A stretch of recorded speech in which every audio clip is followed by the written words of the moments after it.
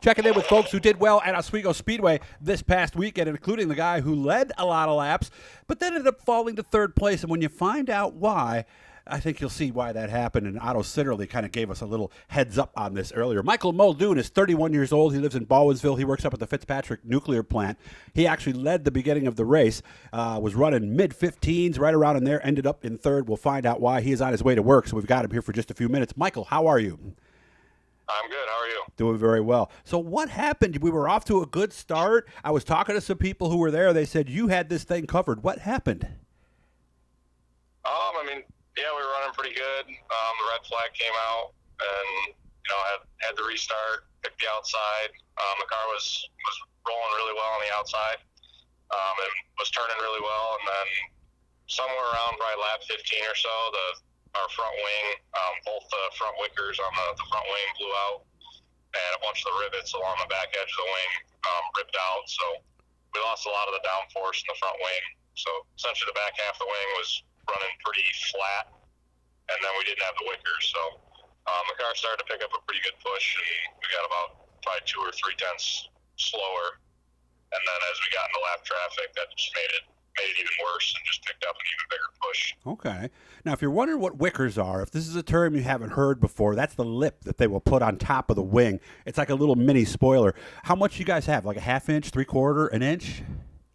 It's 1.25 inches. 1.25 inches. So that's a pretty big wicker on there. That really does push that front end down, doesn't it?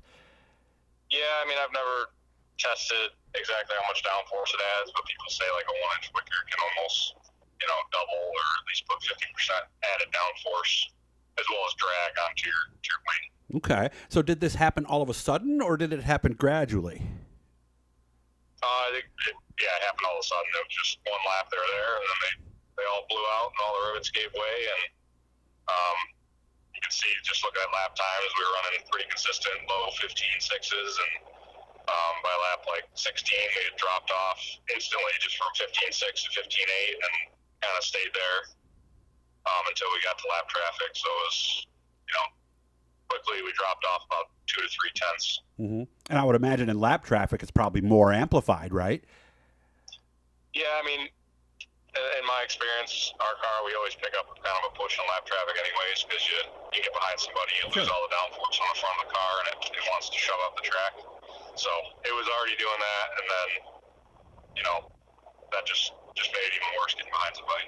Did you have an idea of what it was? Because I was imagine going through your head, you're leading those first couple of laps afterwards, you had to be going, gee, what happened? Yeah, the car definitely picked up a push, but it wasn't really, really noticeable until we got into lap traffic. Okay. And I knew something was kind of not quite right. Because the car was so good on restarts, and I was able to go to the outside pretty well, and that just totally went away over the course of about 10 laps. Oh, so it even affected your line in clean air. Yeah, it picked up a really good push in clean air, especially in 1 and 2. I was having to wait on it quite a bit to get back and throw. Yeah, the picture we're looking at is right when Otto got underneath you. So this, you said, was coming out of turn 2. Yep. Now, were you expecting that? Because I would imagine as you're seeing your lap times fall off a little bit, you had to be going, he's got to be coming soon. Did you have a feeling he was going to be there?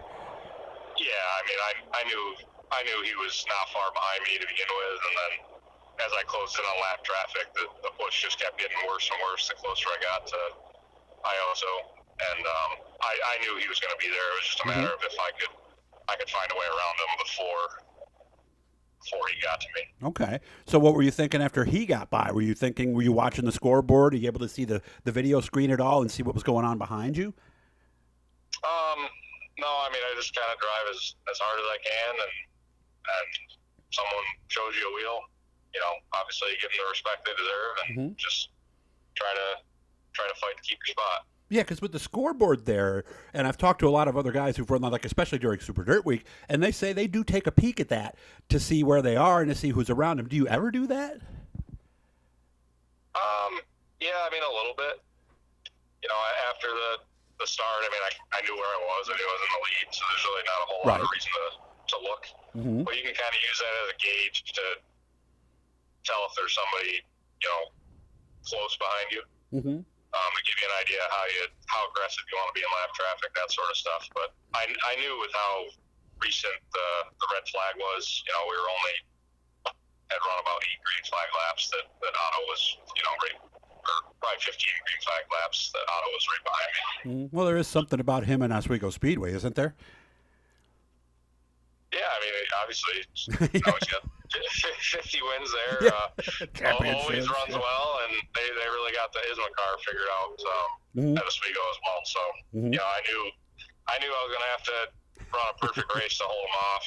And, you know, obviously, I don't know what would have happened if the Wickers didn't come out, but that definitely didn't help things, that's for sure. Yeah. And by the way, Otto won the non-wing race the race before, so he had to be feeling pretty good coming in. Tell me about the race with Mike McVetta at the end. I was just kind of holding on at the end there. I knew my car was so tight in lap traffic, I couldn't make a run on them, and I was just hoping, you know, I'd build enough of a gap between myself and him that I would be able to make it to the end in second. But obviously that wasn't the case. So what was your reaction when you got out of the car? Because I'm sure that's the first thing you went to is right to the front, right?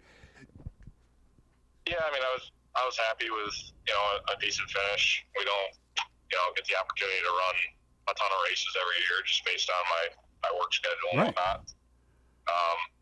So I mean, I was happy with her, but I felt like I let one get away. And you know, as soon as I looked at the front wing, I knew exactly why. Mm-hmm. And we got it fixed already, I would imagine, right?